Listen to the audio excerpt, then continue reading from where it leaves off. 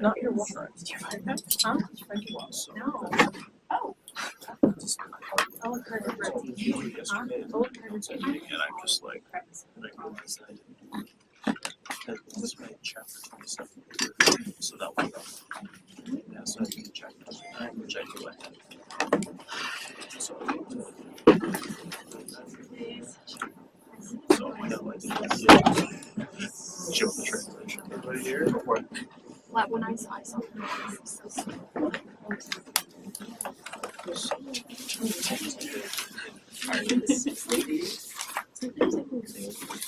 Yeah.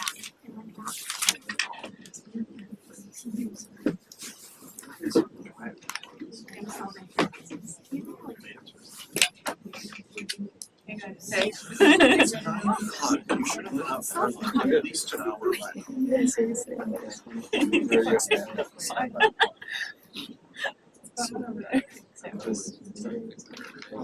What about Yeah. no, I got mine. Whole shelf cracks themselves. Alright, next my turn. Yeah. I would say much. No, that's okay.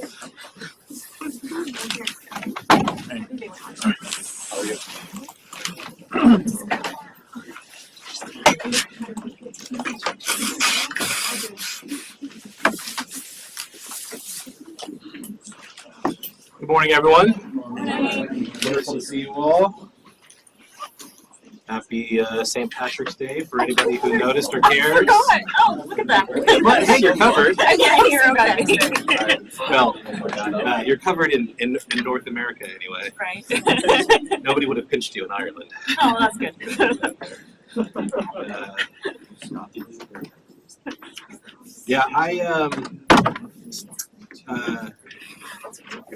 Yeah, I think after living in Ireland for many years and celebrating St. Patrick's Day with the Irish, it's kind of harder to come back to North America and do it because they're very judgy about the way we do things here. So weird. Some of the time they're judgy rightfully, and some of the time I'm like, well, people have their fun. But they make some of it they make fun of it sort of tongue in cheek. Yeah. The leprechaun traps or weird things we do in North America that they don't do there. They're just like, that's kind of silly. We're like dyeing the river green in Chicago. Some things are like offensive. Like, you should never order a black and tan or an Irish car bomb on St. Patrick's Day. I'm very offended by the names of both of those drinks. Yeah. The funny thing is that the black and tan, the drink has existed for 250 years. And you can order it in Ireland, but just under a very different name. If you order it as a black and tan, I mean, I've seen people get thrown out of pubs for ordering it. Like, just by saying it out loud, they're like, get out. And they'll just throw you out. Like, it's very offensive. Anyway, I digress. This is not a class about St. Patrick's Day. Or the fact that North Americans often write St. Patty's P-A-T-T-Y. Oh. It's P-A-D-D-Y. Because Patty with T's is short for Patricia. And Patty with 2 D's is short for Padraig or Patrick. Little things like that. So, I have some Irish friends that like patrol the Facebook pages of their North American friends to point out all the things they say on St. Patrick's Day that are incorrect. And to point out all the ways they're celebrating it poorly and the like. That's very Irish. Anyway. Yeah, they do say, when I lived there, I found out that the Irish like to say that the Irish, like we say in America, that our American pastime is baseball, and every country has their own. The Irish pastime is begrudgery. They're fond of saying that. I didn't say that. They said that. All right. It's good to see you all. Quick note, we do have to end class early today because I'm a part of a team conducting an interview with a candidate for a job posting, and they set that interview for right after this class, and I have to also get over there to get into the Zoom room early to convene with the group before the person comes online to do the interview and yada yada. So yeah, we'll end at least I would say about 15 minutes early. We'll see how far we get by 10 o'clock. All right, so last week we were, one more quick note. On assignments, you should have already gotten either feedback from me on your abstract, or if some of them I just said, well, you're good to go for now with the way that it is. Some of you maybe I sort of added a little bit more than that in terms of feedback or advice or whatever as you kind of move forward. I do think it's funny that one more year of confirmation of this, that if students are going to err by either coming up with a project that's a bit too big or much too small, it's almost always that it's too big. Right? Students will propose something and I'm like, I don't think you're going to do that well in 4,000 words. You're going to have to shrink that down. Rarely does somebody propose something and I'm like, how are you going to write about that for 4,000 words? It's way too small. That almost never happens. But on the whole, I thought the ideas were excellent. There's always, every single semester, at least 4 or 5 examples of a couple of students doing virtually the same thing. And so between this class, which is quite large, and then we have the online and hybrid versions, so total there's got to be 50 of you. And I think there's only a single instance of 2 students doing the same thing out of this time. I've never had that happen. Usually there's always at least 4 or 5 pairings of students accidentally doing the same thing. So there's just lots and lots and lots of different kinds of ideas being worked on. Yeah, I thought that was fun and refreshing. I mean, I don't mind when 2 students do the same thing. I don't tell them, oh, so-and-so is doing this too. And I certainly don't grade them against each other. That would be unfair. But anyway, now some of you are like, I wonder if I'm the one that's doing the same thing as somebody else. One more other quick note. I've graded all of those or given feedback. But the reader reports on Ideal Disciples, JM is going to grade them. And there's so many of them. Be patient with that. It'll take him some time to be able to read them all because, again, there's like 50 of you. So he's going to grade that report. The good thing about that is if any of you trashed any of my ideas, I'm not going to read about it. William will be able to read about it. Maybe he'll read it and go, yeah, you're right. So anyway, thank you, JM, for doing that. All right, so we've been talking about the cry of dereliction. My God, why have you forsaken me? And we left off having a conversation about the potential Trinitarian implications and really thinking about the potential for Jesus being, in some very real way, legitimately abandoned by God the Father when he was dying on the cross. So this morning we're going to shift into a few other possibilities of different ways of reading the same event. To some degree, we're painting with very broad strokes. I would like, if we had more time on this one subject, to spend several weeks going through the finer details of all of these different arguments, give you reception histories of different scholars who have argued in favor of them and why they've argued in favor of them. I mean, even the intertextual conversation about whether or not we're supposed to hear Jesus quoting Psalm 22, verse 1, and whether or not he's meaning to invoke the whole psalm or not, like even that by itself is a debate, right? So there are scholars with expertise in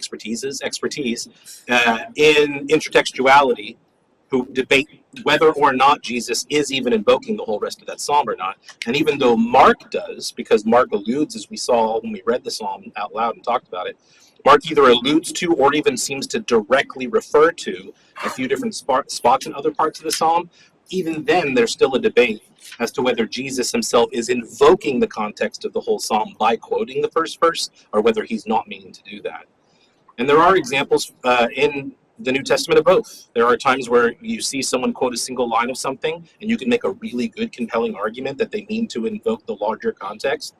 And there are times where someone quotes a single verse, and it seems pretty clear that the opposite is true, that they're only referring to the single verse and using it for a new Christological interpretation, and are not meaning to then invoke the entire rest of the passage. So, for example, in Matthew, which also uses the cry of dereliction, there's a quote of Hosea 11:1. Look, out of Egypt I have called my son. And in Hosea, it's referring to Israel, and when Matthew quotes it, he's referring to Jesus. And a lot of scholars would say that that is not meant to invoke the larger surrounding context of what Hosea is referring to, but really just using the quote itself for a Christological orientation. So whether Jesus himself also just means to refer to the first verse to talk about his own experience and does not mean to invoke the rest of the psalm or not is really a matter of significant debate and discussion. And I don't really, unfortunately, have time in the class to even go through all the details of that debate, let alone to try and solve that, but it's good for us to be aware of it as we read, that these are the kinds of questions we need to be asking all the time as we read these texts. I do think with Mark there is some indication, at least again, that he at least has the rest of the psalm in mind because he gives us those indications, and I think those are quite clear, right? That a lot of the rest of the psalm is being invoked at least by Mark, and not just by Mark, by the story, because what Mark's doing is recording what happened to Jesus, and what happened to Jesus draws quite a bit on what seems to be some sort of a Christological fulfillment of things going on with the psalmist when the psalm was written. But again, none of that guarantees that Jesus still himself feels in such a way on the cross that all the rest of that psalm can be imported into his experience. That is still a debate. And even there's one more angle even to that, right? Psalms can sort of be broken into parts.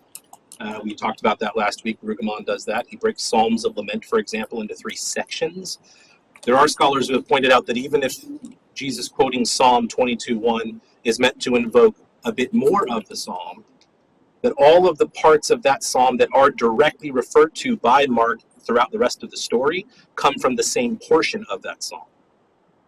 In other words, it's not the whole psalm that's invoked, or at least referred to in any explicit fashion. It's only the lament portion, and the rest of it is not really present. At least explicitly, it's not present. So then some would say, well, actually, is it just that he's only referring to the first verse or the whole psalm? Some would say neither.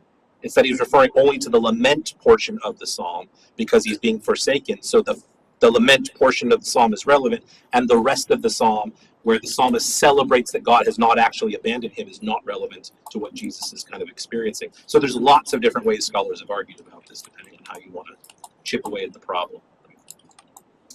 All right, so let's go and look for a few minutes at whether Jesus only felt abandoned, but was not, in fact, abandoned by God the Father on the cross. A scholar named C. Clifton Black, who's done a lot of really good work on Mark in particular, he wrote this: "Never has Jesus appeared so alone. However, God is absent in his hidden presence." Now, whether he's right about this or not, I don't know, but I just love that phrase, right? That God is absent in his hidden presence. Absent, hidden, but present. So how can you be absent and present at the same time? By appearing to be absent when you really aren't, and having a particular intention maybe behind why that's the case. The narrative immediately shifts to the torn veil, indicating the fulsome presence of the elusive God. Again, also a very cool phrase. The fulsome presence of the elusive God. So not the absent God, but the elusive God. The torn veil symbolizes a larger Markan theme, that there is no longer a shield between the holy presence and the world around it. Divinity is not localized. Jesus' death is ratified by the apocalyptic release of God's living yet covert holy presence. So in other words, Jesus feels the way that he does because there is a significant apocalyptic moment happening where God is intervening in human affairs in such a way that the world is going to shift and things will never be the same. And that the weight of the significance of this apocalyptic moment is present on the cross, not just for the Son, but for the Father also. So that while it appears that God is absent, he isn't. But that there's something strategic about this moment on God's part of having to sort of, again, be present, but hidden in some meaningful sense. Being elusive in the moment. And this, by the way, very much is the experience of the psalmists. So again, the possibility we'll get to in a few minutes that Jesus is sort of just entering into the experience of the broken. We have lots of examples of psalms where the broken write about God in exactly this fashion. Is God actually absent? Well, no, not really, depending on what you mean by presence and absence, right? We talked about that as well. That there are ways in which God is present or absent that sort of defy easy human explanation at times. But the psalmists can still feel very much like God is elusive in their pain when he's really right there the whole time. And so for Jesus to experience this is just for him to experience something quite human, which Hebrews confirms to us is something he did, right? That he experienced very human things on the cross. So Black goes in that direction with his argument about this, that that's what Jesus is really entering into. So Mark's point then would be this: God the Father is not available to Jesus on the cross, but neither, this is Black's quote, but neither is Jesus abandoned by God. So that there's a difference between abandonment and active availability. Is God actively available in the moment? No. But has he abandoned Jesus or turned his back on Jesus? Also no. Jesus expresses obedience to the divine will precisely because he has faith in the hidden God. Right? So this idea that he would go to the cross, that he's in on the plan, means that he has faith in God, even though he experiences a hiddenness of the Father while he's on the cross. This also, going back to the Trinitarian question, does, at least for some people, this helps to resolve some of that tension, because there is no actual, genuine break between the Father and Son on a Trinitarian basis. It's just a relational dynamic as they remain in relationship and continuity with one another. So on the downside here, of course, is some would say, well, but can Jesus feel something that isn't actual? Can Jesus feel God's absence if God's not absent? And that's something we would have to discuss. But again, the other side of this is that if Jesus is not really being genuinely broken off from the Father, then this would help explain the continuity of their relationship. Yeah. Doesn't that seem like a bit of an overreaction on Jesus' part then, if God isn't available? Like if Jesus is calling on the Father and just get the answering machine and then he cries out, "Why are you forsaking me?" Like, I don't know. you know, Would it be an overreaction? just seems like such a powerful cry expressing that level of abandonment if God's just inaccessible for a brief time. Coupled with the ability for, at least in some aspects, Jesus knows a lot more than any human would because of his divinity. Yeah. So then he would have known that this is happening anyway. That it would for a time, I should say. Yeah, I mean, I think some of the rebuttal to that, well, maybe I should throw this around and see if you have rebuttals. Some rebuttal I've heard to that is that a lot of us know the reason for something, whether we're going through, and we still feel the pain when we go through it anyway. So again, that in his divinity, he knows what's going on. In his humanity, it's impossible not to feel it, right? So that would be sort of a lot of this is the difficulty of our ability to understand the two natures of Jesus, I think, yeah. On also, like, we might know what's going on, but also this is the most pain and abandonment he's feeling. And so he goes to the Father, and as, in your example, he gets the answering machine in his greatest hour of, in some ways his greatest hour of need. Not to say like it's Jesus in totality, but at least playing with the human and divine nature, there's an element of, you've been with me this whole way, but in my time of greatest need, where are you? I'm not able to find you right now. Which would also build continuity with the garden. Yeah. Jesus was with the Father, in unity with the Father, knew the plan, and sweat blood, right? Because he was so anxious about what he was about to go through. So the idea that continuity between Father and Son is there, but that he still experiences in such a way that he's literally, and by the way, it's not just that he sweat blood, and there's a bit of speculation about this, but the Abba Father prayer is only found in the Bible 3 times, right? So it's Jesus in the garden, when he's in turmoil, anxiousness, calling out to God, and he cries out, Abba Father. And then the other 2 times are in Galatians and Romans, where Paul says because we are in union with Christ, we are allowed to cry out, he says, Abba Father. And in Romans in particular, he says, you are, as children of God, able to cry out, Abba Father. And then in the same context, he talks about our suffering. That you are children of God, heirs of Christ, provided that you suffer with him. And that's in this suffering, potentially, that you cried out. So in other words, a lot of people have said that the Abba Father prayer is like that Abba means daddy. First of all, that's not true. It's been wildly disproven many, many times that Abba did not at the time of Jesus mean anything like daddy.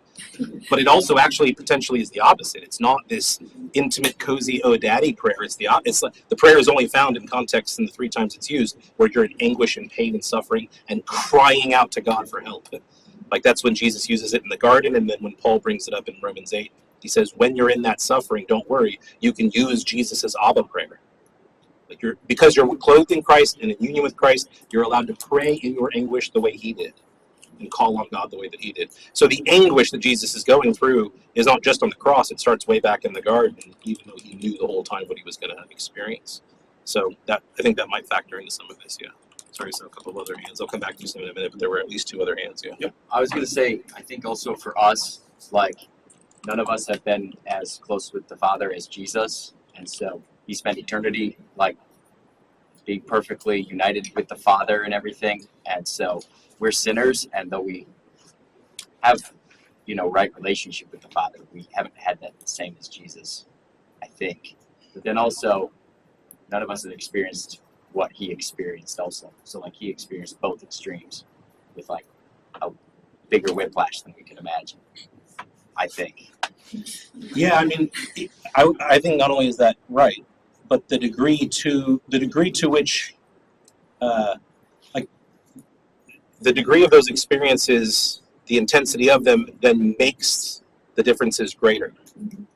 It's not just that he has experienced both the greatest intimacy with the Father and potentially on the cross the greatest distance, but that because he has experienced those things in the extremes in which he has, it probably makes the cross all the more harrowing of an experience, right? Like it's any of us going through something like that, well, we couldn't handle it, but even if we could, it would be a very intense experience. But had we then known the intimacy with the Father that Jesus knows, I think it adds an element to that. I think that's really helpful. Yeah, there might have been one other hand, and if not, though, I'll go back to Sam. Somebody else, I thought I saw another one. Yeah, it was me. I just wanted to add to the fact that Jesus on the cross was really human, and it's not because he did not know the plan before being born, before coming on earth. He knew the plan, and even though he knew the plan, he was human. And when we look back at Lazarus, what happened? He knew that Lazarus would come back to life. He knew that he's gonna live again, but he went because he was human. So that thought just came to my mind. Yeah. It's helpful. That's good. Yeah. Yeah, just briefly, what is the correct definition of Abba then? It's just actually the Aramaic word for father. Okay. So the Abba Pater. So Abba Father is Abba Pater. It's the Aramaic word for father and the Greek word for father. So all Jesus really did when he used the Abba Father prayer is just say Abba in 2 different languages, or say Father in 2 different languages. And there is no doubt that there's an intimacy there. It's just that the word Abba didn't at the time of Jesus mean daddy. There was an intimacy to him saying Father, Father the way that he did, and drawing for whatever reason on 2 separate languages to do it. By the way, because it's only used 3 times in the Bible and nowhere else, so Jesus didn't get that prayer from Jewish tradition. It's not in Jewish tradition. It is a prayer Jesus used of the Father and towards the Father, and only Jesus used it. It is his own form of prayer to God. And again, in both of the contexts where Paul then uses it, he says we're allowed to use it because we participate with Christ in his death and resurrection. So because you're in union with him, you are then allowed to use the prayer that Jesus used, right? Like you can enter into his direct address to the Father because of your union with Christ. But the prayer was uniquely Jesus's, and we have 0 evidence of anybody before Jesus ever using that prayer before. And the only thing we know for sure is that at the time of Jesus, again, at that time, Abba was merely the Aramaic word for father in quite a similar way to the Greek word pater would have been, so that it's just really him saying Father, Father. We say Abba Father because for some reason we, in English, hold on to the Abba but not the pater. But it's just, in your Greek Bible, it'll say Abba Pater because it's transliterating the Aramaic and it's keeping the Greek intact in the Greek text. So yeah, the confusion came from that in rabbinic literature, and not just later, but much later, in rabbinic literature, Abba started to take on more intimate connotations of something more like daddy. But we're talking like a couple of 100 years down the road did that happen. Somebody noticed that. I don't remember exactly when. There's a brilliant article by James Barr where he lays out the whole history of this, where he disproves that Abba meant daddy at the time of Jesus, and then lays out the history of where we got that idea. Somebody maybe 200 years ago, I don't remember the exact time or who it was, somebody noticed that in the much later rabbinic literature, it eventually came to mean something like that, and then imported that a couple of 100 years in the past and said that must be what Jesus meant as well. But then we were able to do research to figure out that Abba was used at the time of Jesus and did not mean that yet. And again, wouldn't for a while, a couple 100 years. Which, by the way, there's also a whole cottage industry of scholarship on the dangers of using later rabbinic literature to try and interpret the New Testament. It's not that it's always a bad idea, it's that it's often a bad idea. And if you're going to do it, you have to be very careful. Like when I've had students propose paper topics to me where they want to use rabbinic literature as evidence, I almost just tell them not to, because it's very, very, very complicated to be able to. Right? James Barr's thing is he shows that language, he was a linguist, language functions in a way where it changes and shifts and morphs drastically even over short periods of time. That a word can mean something, and by the way, this is important when you read your Bible, that a word can mean something in Hebrew in a book from our Hebrew Bible that was written at one period, and that another book written even 100 years later will use the same Hebrew word and mean something very different by it. Because the language itself morphs and changes over time. The meanings of words change, how words are used change, and definitions are not static, they're dynamic, meaning that they're dependent on usage. The way you use a word in a given time is how you know what it means, right? And so, yeah, his thing was he was able to use this linguistic principle to show that Abba, the meaning of it was being imported backwards. And by the way, everybody now in the academic world agrees that this is the case. I mean, D.A. Carson wrote an article on that where he agreed with that Barr was right, that Abba didn't mean daddy at the time of Jesus, and on and on and on. But for some reason, it has not made its way really into the church world so much, because I still to this day hear preachers say, it's like daddy, it's this intimate thing. And it's like, we've known, Barr's article was the 1960s. Everybody since the 1960s has agreed with him that that's right. And you still find people getting it wrong all the time. So that's, by the way, a little note, that's the disconnect between the scholarship world and I think the church world a lot, and why it's really important for us at this level, even if we're going to be pastors and not scholars, to understand some notion of how scholarship is done, because we really need to be able to bring that, I think, into our church world a little bit. That's maybe one of many examples we've come up with. I mean, ultimately, you're not doing any damage if somebody's walking around thinking Abba means daddy, but I think getting the stuff right is important, personally. So just an example of when that's the case. But anyway, going back to the suffering thing, yeah, that's kind of, Jesus seems to be crying this out again as an intimacy with the Father to say, Abba Father, Abba Pater, if this, you can let this cup pass for me, that would be grand, to use an Irish word, that'd be grand. And then we get to continue to cry that out in our suffering, that same intimacy. Very good. All right, Francis J. Maloney, who does not address how Jesus felt, right? So he's not necessarily trying to psychologize Jesus on the cross, but he does declare explicitly that Jesus could not have been, quote, abandoned by God. The message of the gospel is precisely that God is present in our failures. The resurrection of Jesus is evidence of the presence of God, so that God did not abandon his son and will not abandon us when we fail. So his thing is not to psychologize Jesus, but you can see a bias in Maloney's quote here. The bias that Maloney is concerned about what it would say about God that God could in fact abandon anyone for any reason. For God's promises to his disciples to be maintained, for God's faithfulness to his disciples to be maintained in our own failures and in our own sins. Now, you could certainly interject into Maloney here that God won't abandon his failing disciples, though, because Jesus went through what he did already. Therefore, right? So Maloney's not necessarily making that connection, and maybe as well as he could have. The idea that, for example, we don't have to continue to do sacrifices, but Jesus still had to go on the cross because he's the sacrifice that meant that no more were necessary. So just because God would not abandon us in our own failings doesn't mean that couldn't have happened on the cross, if in fact the cross is the last time that would happen. Does that make sense? It could be that that's where the last abandonment would take place, so that nobody would have to be abandoned after the fact. But Maloney is very concerned with this idea that God would ever be depicted as an abandoner of anyone, and that's what he's trying to argue against. Yeah. Why does he hinge it on failure if his premise is that God wouldn't abandon someone who, Jesus didn't fail? Right. So why is that? It's because Jesus would be dying for our failures. So that the thing God would be turning his back on and abandoning, he would be abandoning Jesus not because Jesus' failures, but because of the existence of human failure, that would still be the reason why the abandonment would take place. And Maloney's concerned that God would ever do that. Yeah, that's a good distinction. I'm glad you asked it. Yeah, it goes to the reason for the cross and why God would have to maybe turn his back, because of the sin that's present in the moment. What about I guess people who are outside of Christ and they are abandoned or shut out from his presence eternally, would Jesus feeling or experiencing being shut out from the presence of the Father be like the same then as those who are eternally shut out from his presence for eternity? For me personally, it's probably too hypothetical of a question for me to feel comfortable answering. I know there are a lot of theoretically minded theologians among us that might go, I have lots of thoughts about that.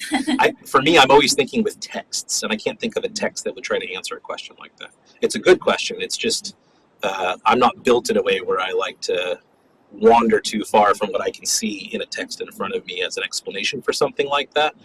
But it's an interesting thought, right? The idea that even though God's judging presence would have to be present in all eternity with those who are in fact in judgment, that's not the same as a blessed presence or something like that. So the degree to which the lack of Jesus' access to the sort of special presence of God has something similar to do with what's going on with those who are being judged, it's at least an interesting idea. I wouldn't be comfortable myself proposing answers probably to it. I don't know if anybody else feels more comfortable with that. Yeah. I'm just like running through my head of thinking of are there texts that might address a question like that? I can't think of any. But this is the kind of thing we should be at least willing to ask, right? The ramifications of our interpretations of the moment. The Markan narrative, we've kind of already mentioned this, but here are some citations for this if you want to look at them sometime. The Markan narrative demonstrates that Jesus very much knew the plan, right? Like Jesus was always on board. None of this caught him by surprise. He was predicting that his death would come. He was trying to get his disciples to understand that his death would come. When Peter seemed to sort of get in the way of that. By the way, just yesterday I finished a book by Jamie Davies called Theology on the Run. It is an apocalyptic theological reading in 1st and 2nd Thessalonians. And one subsection towards the end of the book is he talks about the three ways that Thessalonians describes the work of Satan. So the Thessalonian correspondence talks about Satan, angels. He even proposes, I think, probably correctly, that the lawless one in the Thessalonian letters is sort of an opposing force to the angelic, and that the archangel Michael is meant by Paul to be kind of a counterbalance to that. He gets through all the details of like the unseen world and the ways that the Thessalonian correspondence might hint at the ways that works. And one of the things he talks about is the idea that one of Satan's primary roles, not just in the Thessalonian correspondence, but it's indicated in a few other places, is just the way in which Satan tries to be a barrier to our mission, right? So like in Thessalonians, Paul's thing is, well, we couldn't go do this because Satan blocked the way, right? He's very explicit. Satan blocked the way. And so Davies in that book relates that to Jesus on the way to the cross. And what does Peter do? No. And what does Jesus say? Get behind me, Satan. So Jesus knows Peter isn't Satan, but Jesus knows that a task of Satan or a role of Satan is to get in the way of God's mission. So God's mission is Jesus goes to the cross and Jesus is on board the whole time. Satan's mission is stop any good thing of God from happening, right? And even the degree to which Satan himself would have thought the cross was a good thing or a bad thing for him is open to debate. Some would say that he assumed that he was winning when Jesus was dying on the cross, and it's the resurrection where Satan is like, wait, what? What now? Right? C.S. Lewis, anyone, right? The White Witch thought she was winning when Aslan was killed on the tablet, and she only realized she lost after he rose from the dead. That's Lewis's view, I think, of how Satan would have perceived the circumstances of the cross and resurrection. And it's really hard for us to know the dynamics of that, right? You have to speculate maybe too much. But this idea that Satan's job, again, is to get in the way is why Davies thinks that's why Jesus explicitly referred to Peter as Satan in the moment, because he was performing the task Satan would perform by getting in the way of God's will. And so this idea, not only that Jesus knew the plan, but that any diversion from the plan to Jesus is a satanic diversion, right? So Jesus knows the plan, and he is all on board with executing every part of that plan, and anything that would get in his way is a satanic diversion from the plan. So some would look at that and say, well, Jesus can't have actually been abandoned because the Father and the Son had plotted this together from the beginning. They were in on it from the beginning. They knew all along what they were going to do. So that Jesus' experience on the cross is an in-the-moment experience of human suffering, but not necessarily a break between the Father and Son, because they had plotted and planned the whole thing from the start. So again, this kind of gets mixed into the whole thing, right? That Jesus knew the plan, supported the plan. To what degree does that influence our interpretations of what he's going through? So, yeah. There's also a lot of evidence that Jesus very much trusted the Father in all of this. I'll read this to you from Hebrews, which, by the way, also alludes to Satan being defeated, this passage. This is Hebrews itself is loaded with important stuff that often gets sort of skipped and neglected. And we are going to get into this more when we talk about things like atonement here in the coming weeks. But again, this idea that, we talked about this with like the temptation in the wilderness, the degree to which Satan actually had any meaningful control over anything that Jesus had to take back and wrestle away, right?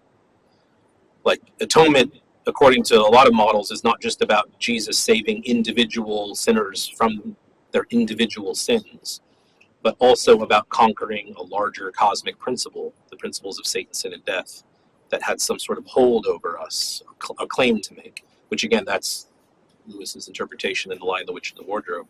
The whole idea there is that the White Witch actually seems to have some sort of ownership or claim on Edmund because of his betrayal.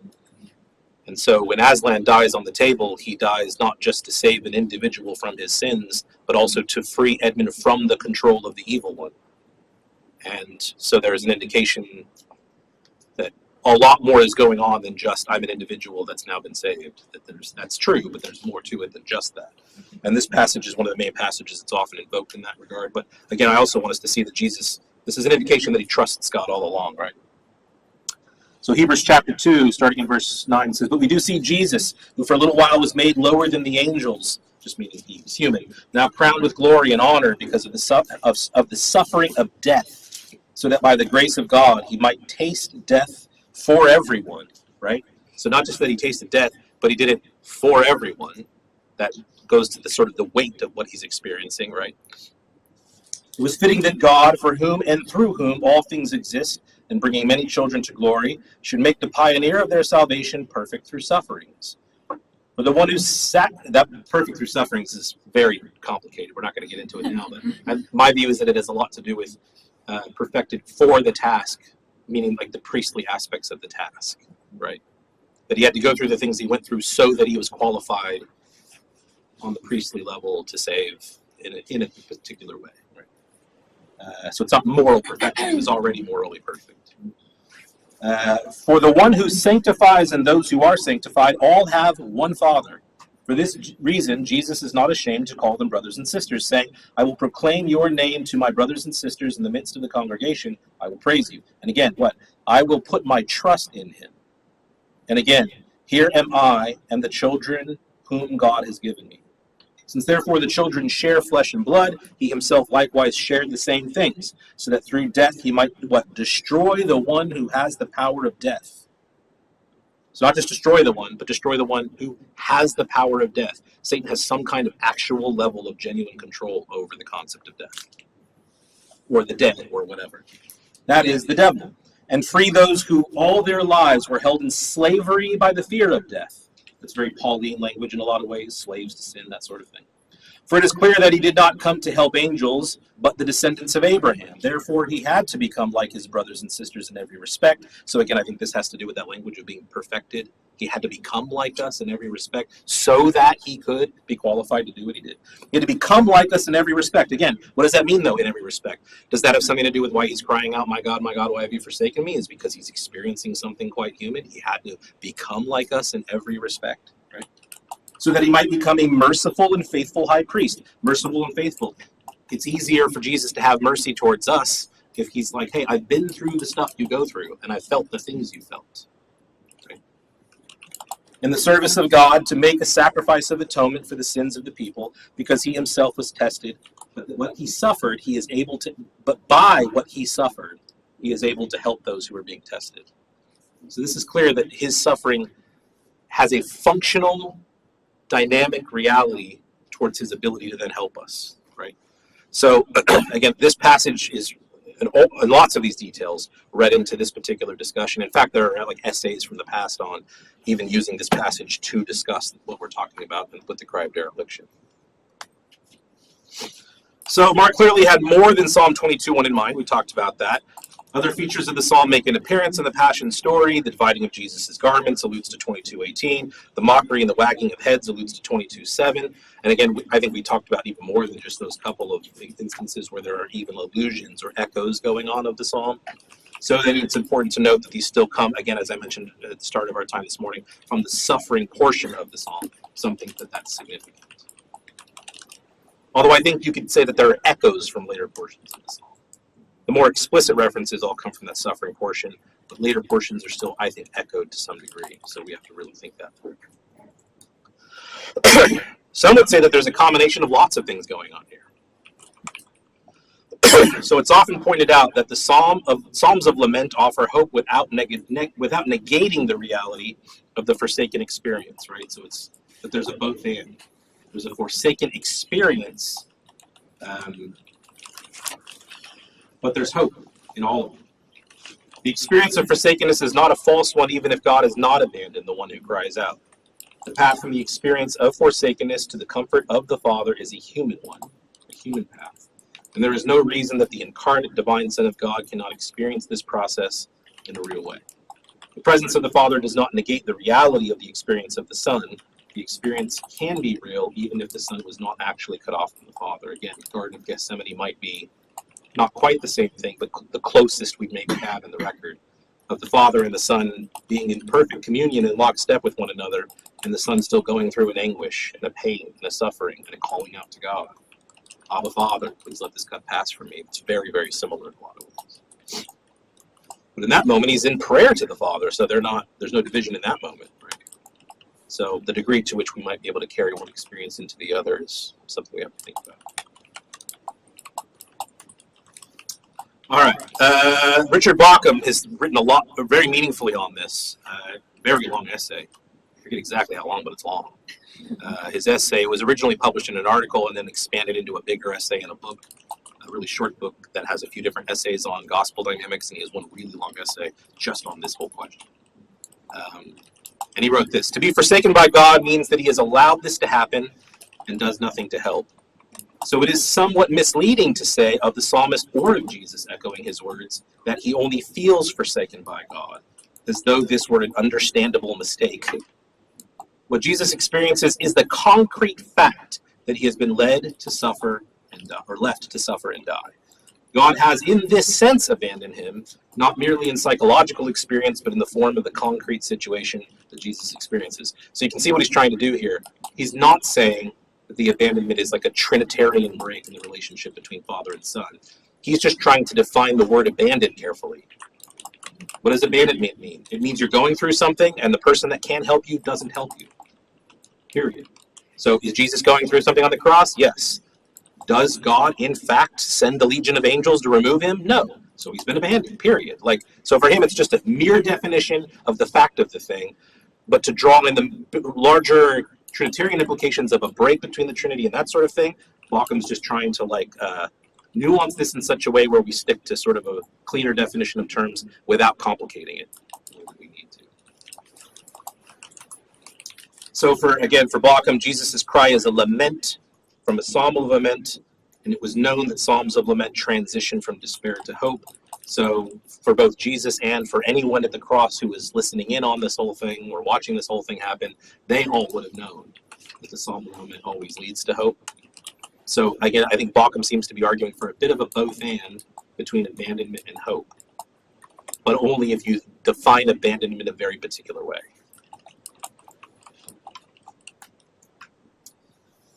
So the cry of Jesus then was not one of despair, but of faith. Even though the faith is under severe assault, Jesus knows that the Father will not intervene in the moment anyway, but he does not at the same time cease to trust the Father. So is the Father going to intervene? Not now. He can't. But does he still trust God? Baukham's thing would be, well, of course he does. He was a part of the plan from the beginning, so he trusts him, but he's crying out again because he knows intervention is not coming. Bauckham relates Jesus' crucifixion to the Israelites during the exile. And I think this is an interesting analogy, right? And by the way, what did we say in our gospel or in our kingdom conversation about Matthew chapter 1? That even though the Israelites had been allowed to leave the diaspora and return to Judea to rebuild the temple, rebuild Jerusalem, the city, the walls, their homes, even though they were allowed to do that, there was a contingent of people in Israel that still believed very much that they were in ongoing exile despite their return because there was no Davidic king on the throne. And it seems that in a lot of what Matthew's trying to do in particular is to show that Jesus fulfills Israel's story by recapitulating aspects of that story, right? So Baucham's thing is that there's an analogy also then to be made between the death of Jesus and the experience of exile itself, that Jesus in his death is even recapitulating Israel's alienation from God. Israel was never distant. God was never distant from Israel. He never totally abandoned them. But again, in Ezekiel 10, he does leave the temple when the exile begins. And even when they come back, he's not present in the sense of having a Davidic king on the throne or anything like that. So that Jesus is still, in a very real way on the cross, sort of reliving the experience of the alienation felt by exile. So the abandonment is not necessarily real, but it's transitory. It is abandonment unto an experience, but not abandonment unto a total separation. Again, you get the nuance there. We can decide if he's right or not, but I think the care with which he's trying to define terms is very helpful. His thing is, there's a difference between the abandonment of an experience that is a real abandonment and not just a felt one. So in other words, Baucham's, not only is he not trying to necessarily get into the theological song and dance of the Trinity, but he's also not trying to psychologize Jesus. He's just simply talking about human experience and saying there's a difference between the abandonment of experience, which is a real experience, and the abandonment that leads to actual separation, which isn't. So there's no cessation to the relationship. Well, I guess he is getting into the Trinitarian notion in that, right? But Baucham's thing is that he doesn't see any reason to say that there's a cessation to the relationship between the Father and the Son, but only an abandonment to the circumstance that Jesus is going through, which has a redemptive purpose.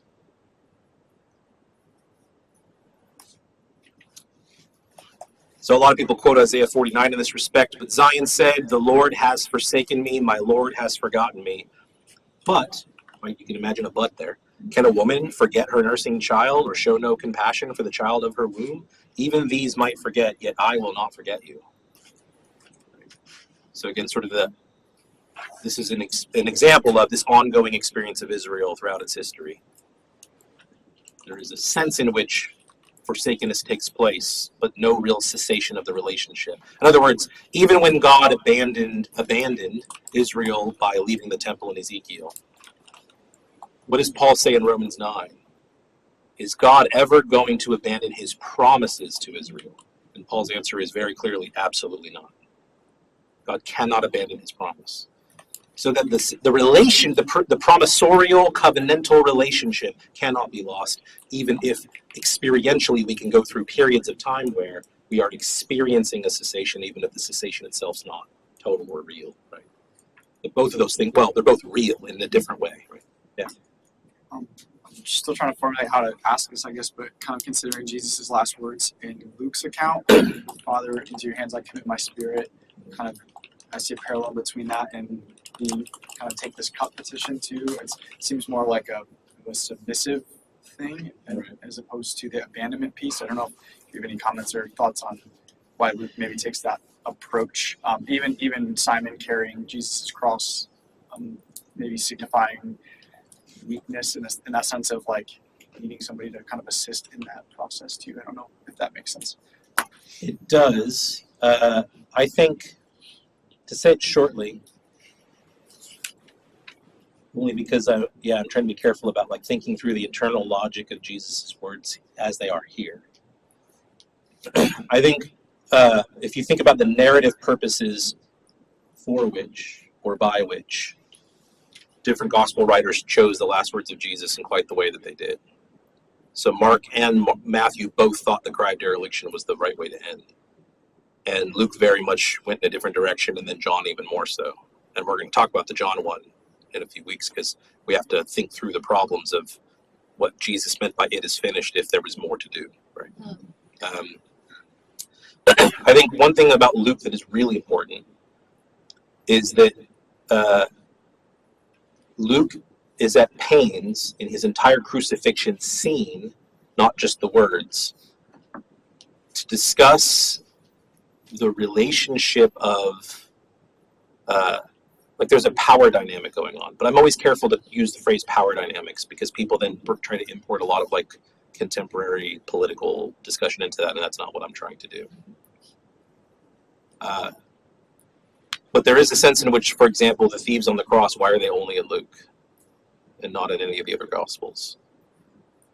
And the thieves on the cross are the ones, well, the one anyway, is very deeply embraced by Jesus when the people who have the power in the moment are in an adversarial position. So I think there's a dependency that Luke, and this goes all the way back to like Jesus' Beatitudes in Luke. Like, why the difference in Luke between blessed are the poor versus blessed are the poor in spirit? Because there's a sense of sort of a more genuine notion of entire surrender to God that Luke is trying to highlight in Jesus' final words. So in Matthew and in Mark, it's the suffering and the desperation. In Luke, it's just, in my view, simply more of a surrender of, I'm in a lowly position, I surrender my spirit to you, I give myself over. It's kind of an overly simplistic explanation, but I think that that's also why it's to a criminal that Jesus says, today you will be with me in paradise.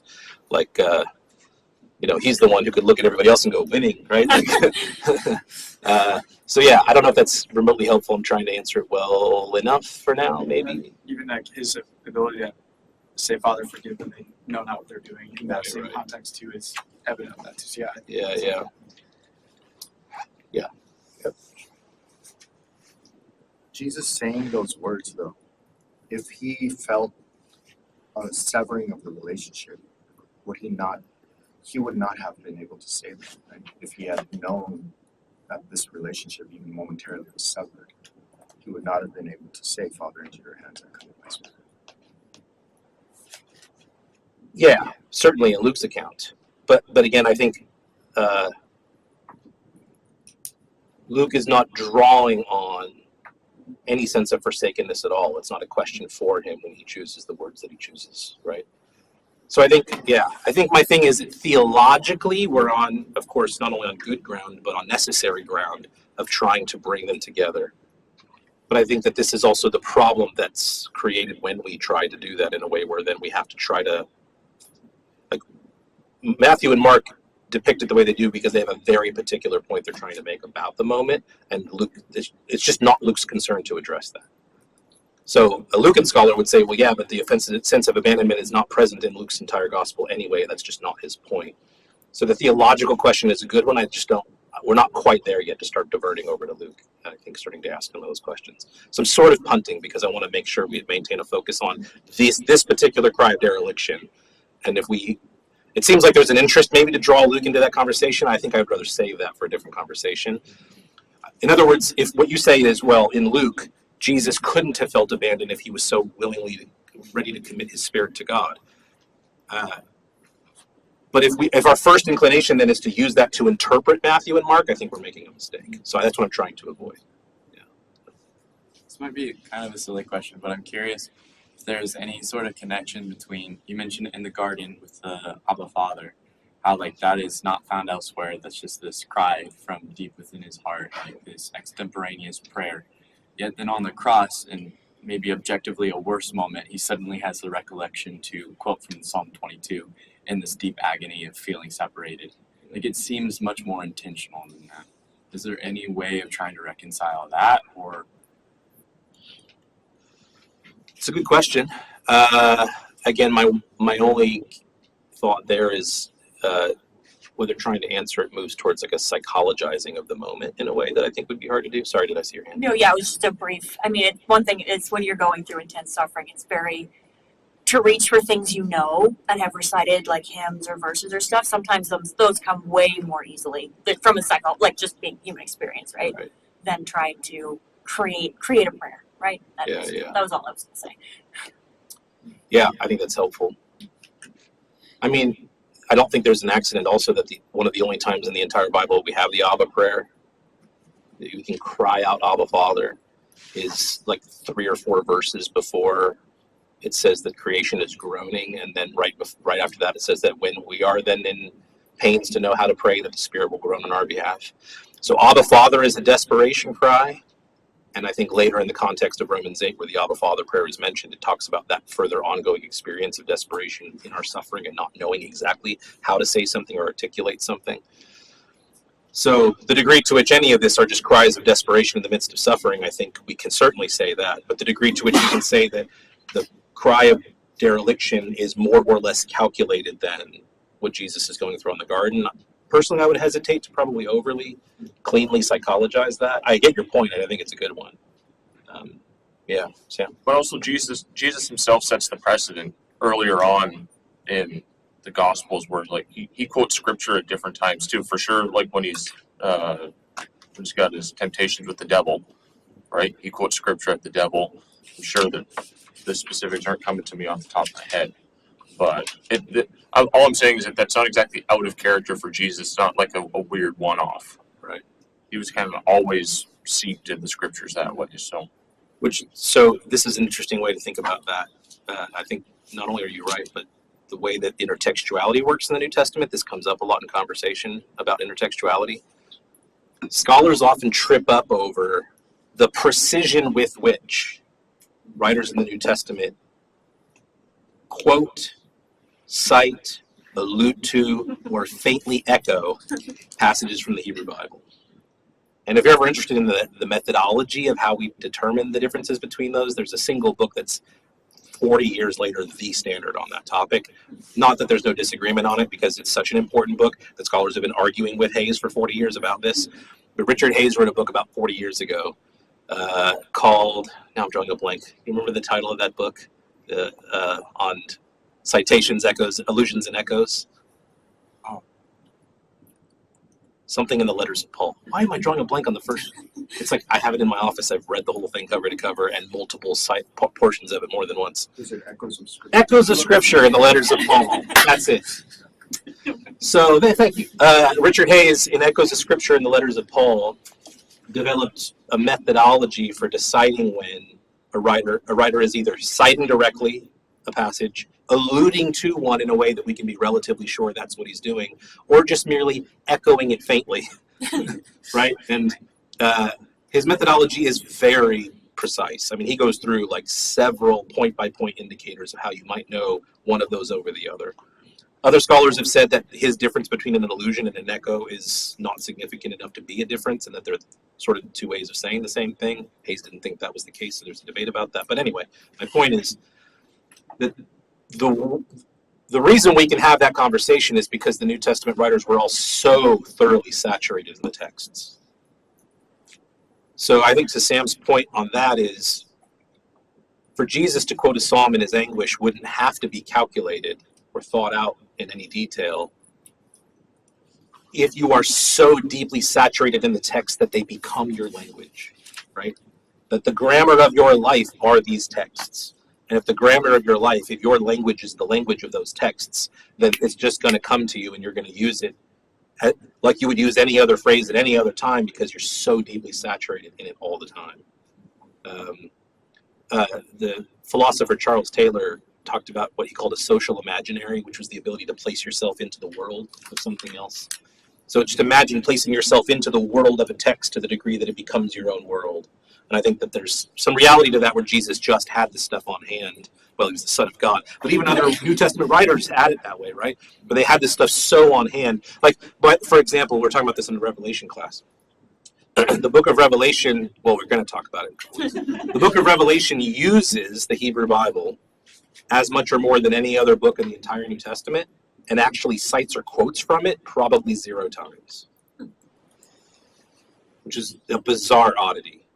So the idea here is that as the John the Seer is receiving these revelations, that both the way that the revelations are given and the way that he understands and records them is such that there is a sort of subtle, almost hidden grammar of the Hebrew Bible entrenched in everything that he sees and understands. So that you can find, I mean, G.K. Beale's book on Revelation's use of the Hebrew Bible, just Revelation by itself. Revelation's use of the Hebrew Bible. G.K.O. Beale's book on this is like 350 pages. And Steve Moyes wrote a very helpful rejoinder that's about half that length, thankfully, for those of us who just don't have the time. But the idea there, right, is that you can be so saturated in this that it's just your lingo. And I think that that's maybe the point, Sam, that you're making. So that's helpful. The cry of dereliction identifies Jesus with others who are God-forsaken, right? So this is also one aspect of this we kind of hinted at last week. That it's just Jesus is identifying himself with those who go through this experience. Whether or not that means he himself then actually is forsaken or not would be a different question. So it is in this identity, and goes with that Hebrews passage. It is in this identification and not Jesus's miracles that a human being recognizes Jesus's divine identity, being the centurion, right? And again, I kind of alluded to that last week as well. Like, Jesus didn't say all that he didn't say, and yet it's at the cross that at least one person, that centurion, finally for himself makes the identification, oh, truly that was the Son of God. So that there's something in the way in which he's experiencing and going through all of this that illustrated to this one person that there's some sort of divine dynamic happening that he didn't catch up until then. I mean, he might have been a centurion that wasn't in Judea for very long. Maybe he was sent down there for executions or something. We don't know the story. Right, but there's something dynamic happening here in the way Jesus lives the moment that still people up until the moment hadn't grasped quite yet. And so he's entering into an experience in a very divine way. This also is then Bacchum. I think this might be, yep, this is the end, and then we'll cut because I got to get to that meeting. We got to the end. I'm very happy. The rending of the veil of the temple, if we read it in parallel with the rending of the heavens in Mark's account of Jesus' baptism, signifies revelation. It signifies that this God-forsaken death is the climactic event of the revelation in the gospel narrative. More than that, it transfers the place of God's presence from its hiddenness in the Holy of Holies to the openly God-forsaken cross of the dead Jesus. The presence of God can now be recognized in how Jesus died, God-forsaken and yet faithful to his God. Which, by the way, like, this just speaks to like the death of the martyrs, right? The ability to appear God-forsaken and yet remain faithful. With Jesus as a prototype for this. The centurion represents all of the God-forsaken who find the presence of God in Jesus' self-identification with them, the God-forsaken. So here's the King of the Jews, the Son of God, but also willing with those of us who feel God-forsaken, willing to cry out, my God, why have you forsaken me? But without losing his faith or commitment to the mission. So the degree to which he's experiencing what we experience and then modeling for us how to live through that experience, I think that's kind of what Bachu's trying to get at a little bit. I really wish we had more time for thoughts on this. Again, I really do have to go to that meeting. So maybe this is kind of a heavy way to leave the conversation, although we've had good conversation in the midst of the discussion, which I'm happy for. Yeah, of course, I leave this with a lot of tension. I'm not, for myself anyway, trying to sort of solve this necessarily for anyone. I mean, I can say there's many degrees to which I don't have it solved. I've read a lot on it and still I'm just constantly battling with myself over how we really should think about the moment. So yeah, I think that's my encouragement, is that we just think about it well and through as many different nuances as possible. And again, I do want to go back to the idea that I'm not trying to necessarily punt away the idea that we should read Luke and John's final words in light of these. I just think I would maybe not yet. We're going to definitely get to John's final words, and I think maybe we need to revisit Luke's too and think quite meaningfully about the way that fits with this dynamic. As theological readers, we would only be responsible if we try to bring them together, right? So we'll see if we can do that in the coming weeks. All right, let me pray for you all. Father, thank you for this time. I think we talk so much about the cross as just followers of your son Jesus and children of yours and members of churches. We preach on it, or hear it preached on, discuss it. We express gratitude for it and are thankful for it.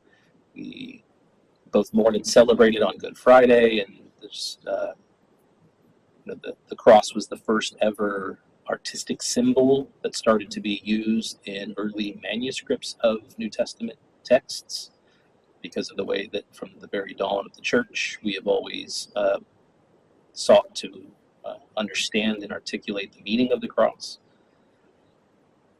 And yet, despite how deeply and thoroughly saturated we probably are all in the sort of language of the crucifixion, I know for myself it's often the case that I don't always appreciate the significance of it and what your son went through and what you sent him to do through it.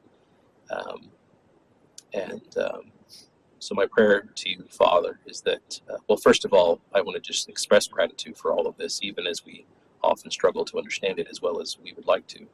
We know we can always be grateful for, as Paul wrote in Romans, that you did not neglect to offer your son for us.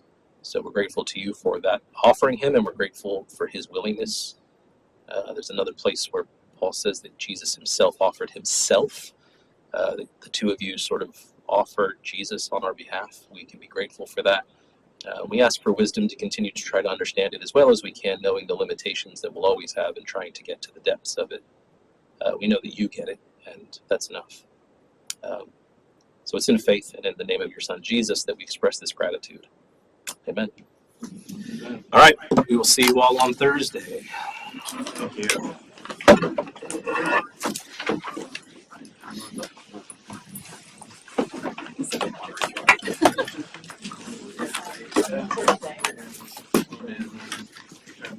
Six through 10.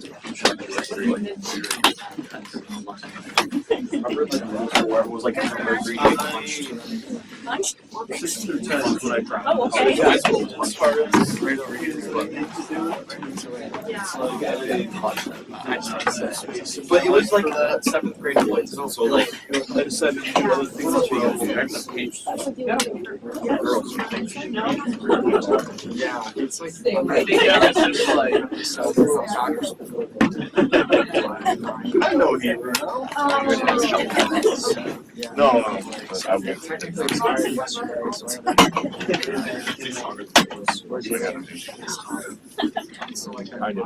church. It's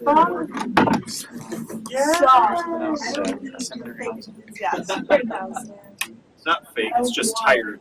I don't know. I'm so tired. But man, I just appreciate there's someone else who's willing to speak their mind finally on all this, man. Let's say see the negative Nelly. No, you fake enthusiasm. Oh, I do not. Fake enthusiasm starts asking It does happen. Fake just say fake outright, enthusiasm was this the first sucks. 5 weeks of last semester. Right, the textbook itself is poor. Terrible. Memorizing all of the grammar is long, but getting through the translation and stuff, especially because we're allowed to use like Tools, it's fun. It's tools in a system that makes logical sense. brother, it does not. We spent the first semester learning rules in a system that made logical sense, and then for the first 5 weeks in this semester, we learned how all of those rules don't matter. No, Give me that. the last three, the third, fourth, and fifth week. And again, they do matter. It's just that with certain letters, there's an extra rule that makes they're it more more like complicated. Yeah, to quote Barbosa, they're But more yeah, like it's just like- guidelines than actual rules. Plural of whatever there is. Yeah. So, Spurled the It's articles language. or yeah, It's a cargo. bit more So it's like like- people. Yeah, it's It's message. Within the ship. that's what it is. See, yeah. light it from. Oh, no. on the- No. Yeah. She's I would like, think it's okay. the weekly crash out sailors. Yeah, just contextually. Yeah. How did you Yeah. if it ends up happening? So Yeah, I'll let you know what time. Cool. That was the only one that was very ambiguous. Yeah. okay. Verse, what is it? Verse 5. Is it pretty quiet here on Fridays? Yeah. Okay. Oh, that's Yeah. That's a good time to come. The sailors were feared, and they each cried out to his God, and Fridays, hurled sometimes the I just come, vessels actually, I or just send articles you which were on the I don't ship usually to participate sea in to the lighten building, upon yeah. Go to the library, Yeah. Jonah. but the building is so quiet, that's just. Yeah, that's really nice. Perfect. Yeah. Yeah, No, I think Fridays, the and like a bunch of I staff. can check work this from too, home. but like Oh, okay. what is the So they have like Super 2-hour location. lunches. Okay. first one? Are we counting translations? Yeah, we're comparing translations. That's I good. translated verse 5. The sailors were afraid. Yeah. And they Because I go to called like out each man to his gods. it's like And they threw the gear which was on the ship's gear, into the sea. The light Yeah. Like this. I We would do, do. it's not Yeah. good copy, Okay. but. Yeah. Still I free. put it Better than- Still free. Like literally, this is Yeah. what If, this like, is, you but read copy. I smoothed Yeah, it. it's good. Too. Yeah. I All do my love that you're translations setting are a pretty contract, good. but sometimes I'm like, And the sailors were afraid, and each cried out to his Yeah. God. And they threw the stuff in the ship into the sea. Stuff. Well, it is Yeah. just the stuff Right. into the ship, Here. and into That's the pretty sea correct. to Reading is lighten really it hard for to them. But Oh, Jonah yeah. descended I feel like beside I'm always the ship and interrupted. lay down. In a great way, like people are great, but I also need Yeah. to. yeah, I feel like the only thing. So what I was I've been able Because to literally do it's is like, help is, and What I was he asking laid down Brandon and because it's asleep. so, it's kind of like, Is it that kind of feels like doing math homework, could but it like, also I be can pause referring and to be the fine. From So down. Yeah. That's well, if they're Um, throwing it to from the ship to lighten the ship One or are you in from full on? I'm in full. Okay. Yeah. Wow. I'm in Wow. full. That's impressive. but it, Oh, but it's. I think that would make sense for the preposition. I really like to lighten Yeah. Really interesting. from upon or from on. It's also I know a it's so long important. ways in No. the sentence from It actually was talking scary about the at gear. first. Does that make any sense? But on Well, actually, like, sailors are even further. Well, that's and true. I was like, Sailors Yeah, are but really But they're further. brought back in by I had a lightning. rough time That getting is it, the subject. but like, I feel like once I got Yeah, it, sailors I kind of through fell in love with it. Yeah. cargo. It's a cool language. Yes. Right, like until there's a new subject, It's just so it's different in to Hebrew, use. it's like, it's and assumed I that think it's that's the what makes same it kind of subject scary. until, It's like, Until something it's changes. otherwise, yeah. Yeah. So it's all I forgot related to that. the sailor. the way they are The used sailor like, service. together Referring to is so sailors. different than how Yeah, we get into it it. is. Okay. Because they're throwing to lighten, right? And but it's, Right, it's yeah, cool. Like that's a I don't know. I also really like So. languages. Yeah, I'm also from them, bilingual, it's so just that's not cool. nice. It doesn't English nice. No. There's just no nice equivalent for So that. that helps, but Yeah. I don't know. It's pretty fun to be able to Well, this stuff is fun. I still like memorization. kind of have to recommend. I want to do this from memory. But also, Maybe I have to do a shot. Translation, fun. But it's like you're coming here. Yeah, and it's just like, don't okay, what do term like is this? You just don't want to do all the things, right? Right. Yeah, but So, it is a lot. yeah, Like, yeah. and the last semester was. Okay. It took a lot of time. It's 2 full classes then. Okay. So, at least for me, like once I got it, it's Okay. like, Exactly. Most people in the class too, would you say are I like, would say so. I geeked, Yeah. so just kind of got to get over that Yeah. initial Yeah. hurdle. I like Yeah. using it here. Oh yeah, that's what How I about did you? too. I checked it against the No, interlinear. Do you feel like you're I over the initial? hyperbolically complain, right? Like, yes, Right. there's stuff that doesn't make sense and it's frustrating, but I make way more of a deal out of it than That's it part of actually the is. process too. Just like, for, Yeah. it's just for comedy's sake, because I know that everybody can be frustrated on some level. So if I'm the one who's having the weekly crash show, it's at least it's like, laugh at the funny man. Right? Well, that's it. That's are you really in why. second semester? And that's why I am the antagonist on your shoulder. I think actually You're not oh, on my yeah, shoulder. all of a sudden. Okay. Yeah. Because you wouldn't stand. Yeah. Good for you guys. Shoulder would Yeah. rumble. It was funny though. Good luck squatting. Our class started. We had to like add an extra table. There Yeah. was like 24 of us. I think so. The Like first 4 first was day. dead. We were down to like 13. Yeah. No, we're down to just like fell off. 17. People were not just despairing of Hebrew; they were despairing of their calling. Okay. Yeah. I mean, That's true. fair.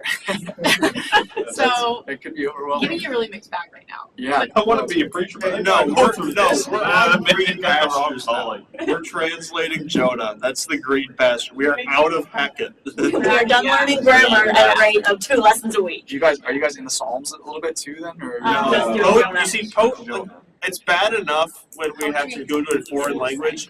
Now imagine Yeah, then if they're doing poetic. poetry in a foreign language. It's Yeah. a whole like other mess to translate. yeah? Plus there's like It's- causal forms, which are like historic Which is, forms. And I don't know if I even understand causal forms, to Even be honest. running Like, through, oh, it's a pause. Okay. Maybe I'll reconvene with y'all at the end of the semester. Yeah, you know we feel about it. yeah. I mean, all like the poetic stuff, even just in English, is such a pain. I did that in my undergrad. Oh. dividing things.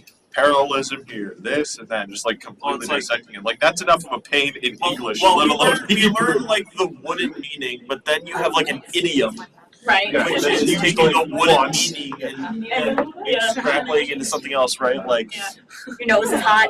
you know, like when we say over the moon, like we're not talking about literally going over the moon. Yeah.